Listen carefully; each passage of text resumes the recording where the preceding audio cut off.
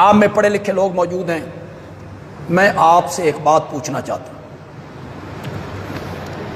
اگر میرے نبی کی ولادت کا دن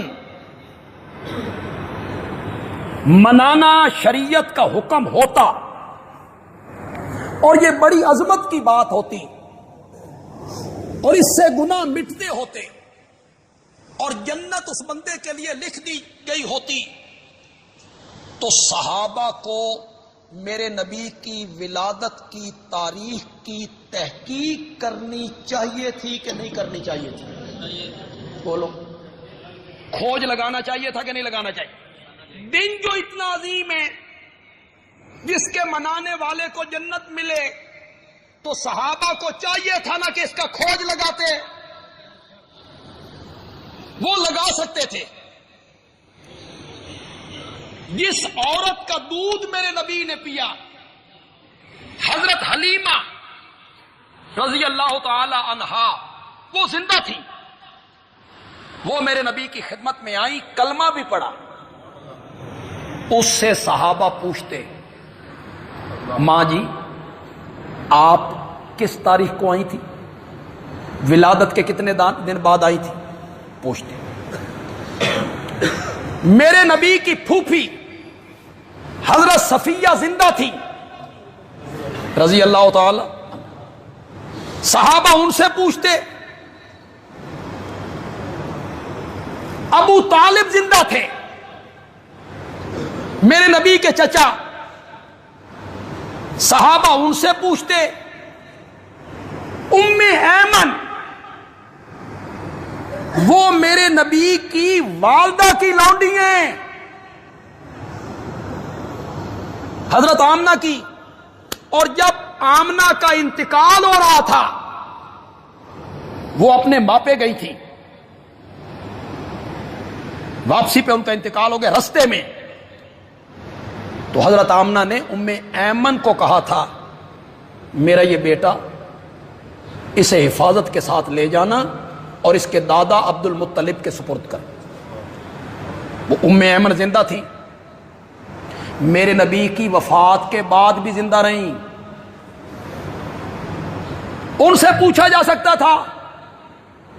چلو یار پتہ نہ لگتا، حضرت حلیمہ کہتی میں نے یہ سمجھ کوئی نہیں، حضرت صفیہ کہتی میں نے یہ تحقیق کوئی نہیں، چلو پتہ نہ چلتا، اتنی بات تو ثابت کرو بھئی صحابہ کوشش تے کیتی ہے نا۔ آگے پتہ نہیں چلا، اس سے پوچھا ولادت کا تاریخ کیا تھی، تو بتا کیا تھی؟ اس کا دن کا منانا جو اتنا عظمت کی بات تھی بھائی، تو صحابہ پوچھ گوچھ کرتے، تحقیق کرتے، لوگوں سے پوچھتے، آگے پتہ نہ چلتا تو چلو خیر ہے، پوچھتے تھے صحیح نا، نہیں پوچھا، اور رب نے میرے نبی کی پیدائش کی تاریخ کو مخفی رکھ دیا۔ 2 ربیع الاول، 8، 9، 12، 17 اتنے قول، سوموار کے دن پیدا ہوئے، اس پہ اتفاق ہے۔ آج جب ہمارے علماء سے پوچھا جاتا ہے مختلف چینلوں پر صحابہ نے میلاد منایا تھا، یہ جلوس نکالا تھا، تو وہ کہتے ہیں خود نبی پاک منایا۔ دلیل کہ آپ سے پوچھا گیا آپ سوموار کو روزہ کیوں رکھتے ہیں؟ تو آپ نے فرمایا اس دن میں پیدا ہوا تھا، تو پیدائش پہ آپ نے روزہ رکھا ہر 8ویں دہاڑے۔ یہ تمہاری دلیل بنتی ہے؟ یہ تمہاری دلیل بنتی ہے؟ تم مناتے ہو سال کے بعد، اور میرے آقا تو پھر ہر سوموار نو مناؤ نا، پھر اس میں عید نہیں، شاباش شاباش۔ میرے آقا کیا رکھا کرتے تھے؟ انہاں کیا سا اس دیہڑے دیگاں پکانیاں، سبیلاں لانیاں، رج کے کھانا۔ میرے نبی کیا رکھتے تھے؟ تم کیا کر رہے ہو؟ یہ دلیل نہیں بنتی۔ عید اور روزہ متضاد چیزیں۔ میرے آقا کیا رکھتے تھے؟ روزہ۔ اگر آپ کے ذہن میں پہلے یہ چیز موجود نہیں تو بندیالوی سے سنو، اے حدیث ادھوری پڑھ دینے، جی میں تمہیں پوری سناتا ہوں، میں تمہیں پوری سناتا ہوں۔ میرے نبی نے فرمایا میں سوموار کا روزہ اس لیے رکھتا ہوں کہ اسی دن میں پیدا ہوا تھا اور اسی دن میں مجھ پر وحی اتری تھی۔ جی صرف پیدائش نہیں، اسی دن مجھ پر کیا اتری تھی؟ یہاں یہ ولادت کا ذکر ہے نا، اگو نالے بھی ذکر ہے، لیکن وہ آگے یہ ذکر کرے تو پھر کام نہیں چلتا نا۔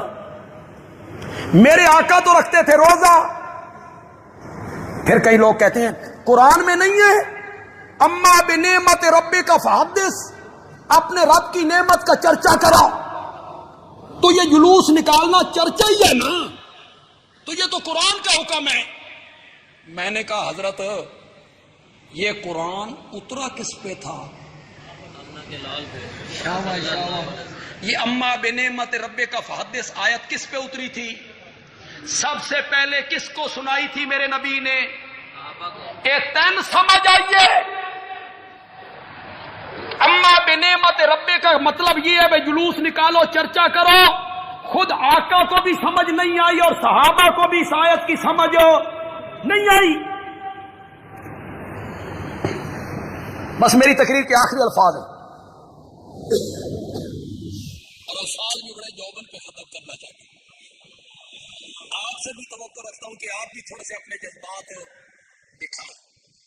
اللہ نے میرے نبی کی قبر منور کو شرک سے محفوظ کر دیا اور میرے نبی کی ولادت کی تاریخ کو مخفی رکھ کے اس تاریخ کو بدعت سے محفوظ کر دیا، قبر کو شرک سے محفوظ کر دیا، قبر مبارک کو شرک سے محفوظ کر دیا اور ولادت کی تاریخ کو مخفی رکھ کر بدعت سے کیا کر دیا؟ ہر وہ کام جو میرے آقا نے نہیں کیا، صحابہ نے نہیں کیا، آج اسے دین سمجھ کے کیا جائے گا تو وہ نیکی نہیں بنے گا۔ زور سے بولو، زور سے بولو۔ بدعت